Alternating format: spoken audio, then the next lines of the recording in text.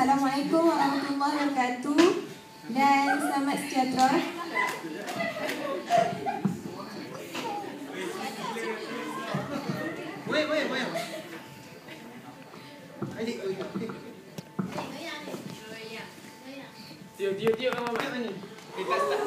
Okey, hari ini cikgu akan menceritakan mengenai sang bunga yang sombong.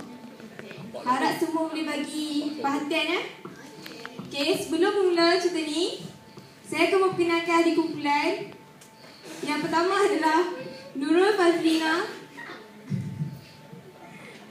Kedua, Nur Sahira binti Hamzah. Ketiga, saya sendiri, Nur Alia, Nur Amira, Alif, Ikmal dan Syairan Fauzi.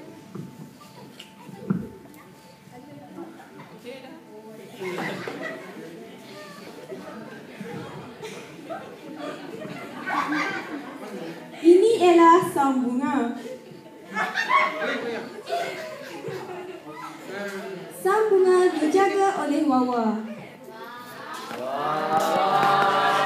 Setiap hari, Wawa menyiram dan menjaga sang bunga.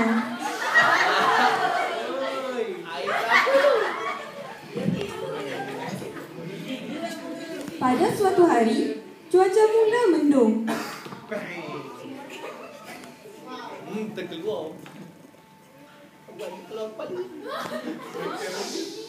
Sang hujan menimpa sang bunga. Sang bunga berkata, "Pergilah kau wahai sang hujan. Aku tidak suka basah."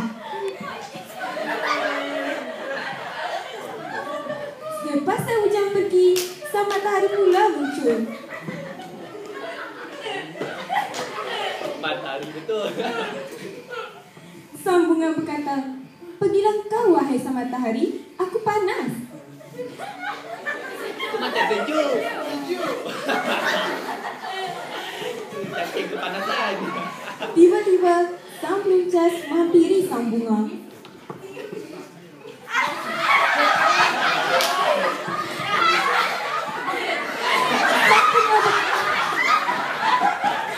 Sang bunga berkata, "Pergi kau dari sini wahai sang peluncas."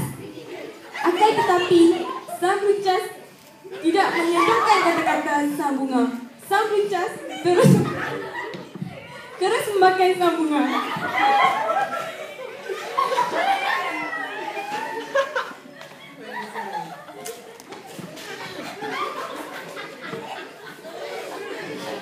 Semasa Wawa hendak menyiram sang bunga, Wawa terkejut melihat keadaan sang bunga.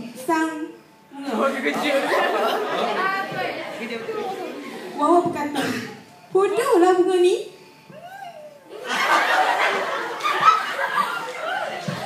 Wawa pun mencabut sang bunga. Sang bunga menjerit meminta tolong. Akan tetapi, tiada sesiapa pun yang mahu menolongnya. Wawa membuang sang bunga ke dalam tong sampah. Akhirnya, sang bunga pun layu.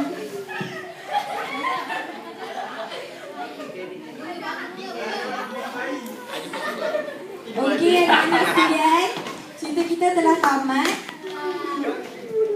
Pengajaran yang boleh kita dapat dari cerita sang bunga yang sombong ini ialah, inilah akibatnya jika bersikap sombong. Ada sambungan tak? Itu saja. Itu saja daripada kami. Sekian, terima kasih.